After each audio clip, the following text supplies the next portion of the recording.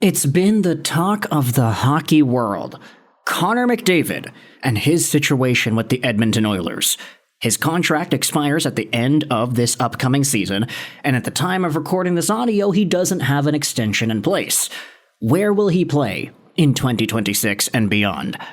But it turns out, Connor McDavid isn't the only high-profile player whose contract expires at the end of this upcoming year, who is eligible for an extension, and who doesn't have one in place yet. In fact, you don't even have to look too far to find somebody else who is in superstar territory.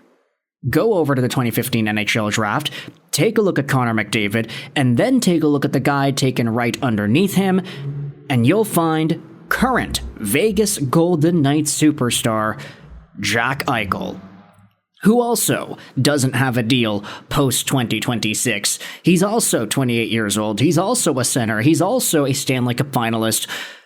The only difference is Jack Eichel was never able to reach the highs that Connor McDavid did, even though Jack Eichel does have a Stanley Cup. Now, I remember back in the 2015 NHL Draft days, everybody was talking about McDavid and Eichel, McDavid and Eichel. McDavid is going to be the next best thing, the best player since Crosby, and Eichel is going to be right underneath there. And unfortunately for Jack, he was never able to eclipse 100 points in a season. I think a lot of that had to do with the fact that his career started in Buffalo. Also the fact that there was an injury neck procedure thing that was being held against his will for the longest time. Now that he's in Vegas, and now that he's been able to get games played, he scored 94 points in 77 games in the most recent campaign. Add to that 26 points in 22 games when the Vegas Golden Knights won the Stanley Cup in 2023, and you have the makings of a franchise hockey player. Eichel is that good, not McDavid level, but he's really darn good. And his contract also expires at the end of 2026. With that in mind, let's dive into some articles. Okay, it's one article. An article diving into Jack Eichel's future and which teams should go out there and target him. We're going over to hockeynews.com and reading this piece by Jonathan Bailey on how the Philadelphia Flyers should be all in on Jack Eichel in the 2026 offseason. Bailey wrote this a few weeks ago, but it's a really intriguing article that I wanted to dive into here on the YouTube channel.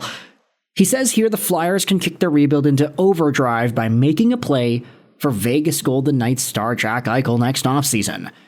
Eichel will be a UFA at the end of the year, and while the former second overall pick is eligible to negotiate a contract extension with the Golden Knights, there are no guarantees of that happening.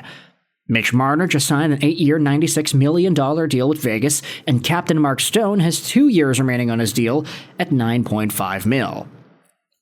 Now, it's also worth considering that veteran Alex Pietrangelo may not ever play again due to severe injury, and he's got 2 more years remaining on his deal at an $8.8 million cap hit as well. Basically, the older and more beat up the Golden Knights get, the less likely they are to continue to contend for Stanley Cups. And if Eichel gets the contract one NHL insider thinks he can get, the task gets that much harder for Vegas. This is what Frank Saravalli said on Bleacher Report's Open Ice show. We're talking mega primo money for Jack Eichel and the Vegas Golden Knights. And man, I don't know how they can go without him. I don't know how they can move on from him, but when looking at their cap table, it's hard to wedge in a really big extension and what that looks like relative to the rest of the market value. Scroll down here, I think what you're talking about with Jack is like a $15 million plus AAV deal. He's been that good.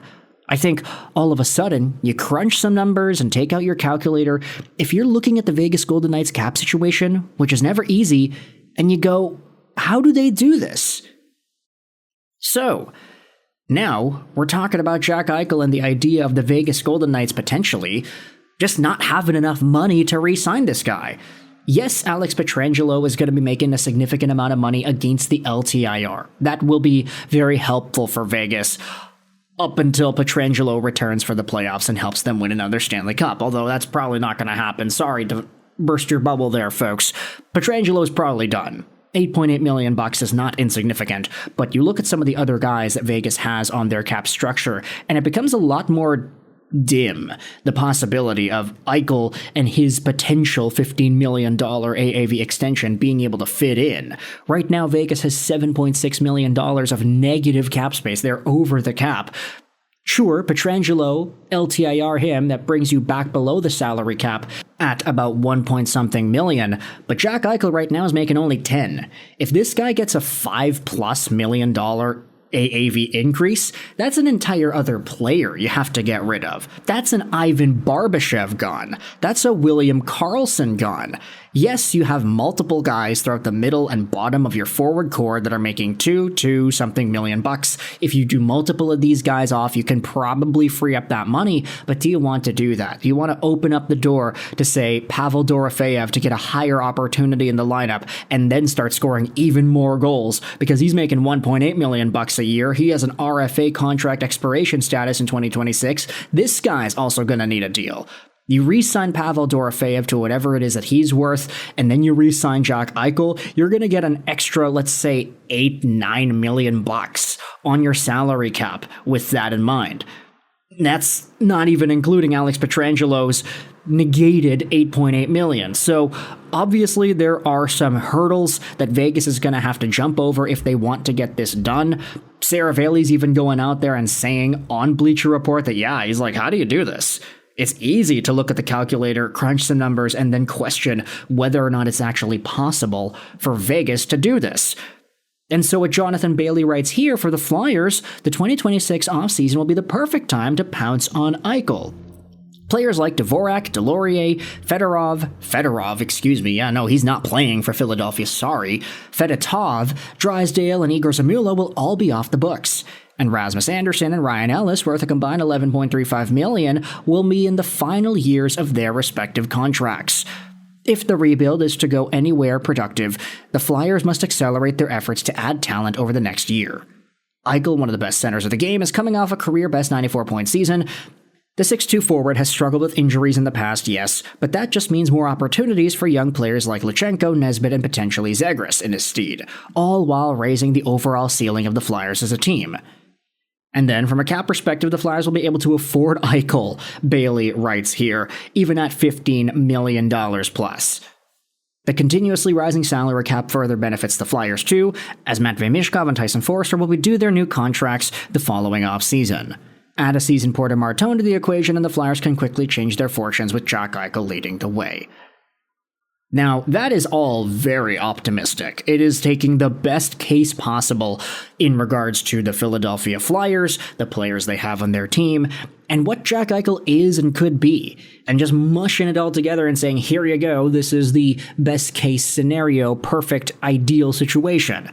Now, whether or not Jack Eichel would be interested in heading over to a team like Philadelphia remains to be seen, but when you dive into it, they do have a nice young team. There are a bunch of guys that I think are worth paying attention to. Obviously, you want to see how Trevor Zegras works in a Rick Tocchet-style system. Matvei Michkov is very good. Sean Couturier is in his final few years here. Christian Dvorak played very well towards the end of his Montreal Canadiens tenure. There's no question Jack Eichel would improve this forward core like crazy. You take out Rodrigo Abols, of all people, you slot in Jack Eichel, move everybody else down one line, and all of a sudden it's like, okay, you got Michkov, Konechny, and Eichel together.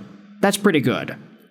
All in all, the Flyers could be in for some serious damage if they're able to get this guy and have some of those young guys making an impact as well. Just the idea of having Jack Eichel and Porter Martone on the same power play unit, for example, that sounds really darn good. Whether or not it's actually possible, though, I want you to let me know your thoughts in the comment section below. Do you think the Flyers could even be all in on Jack Eichel in 2026? Do you think the Golden Knights are going to be able to find a way to get it done? Or do you think Eichel will be playing in a different sweater this time next year? Thoughts in the comment section below. I hope you enjoyed this video. And bye.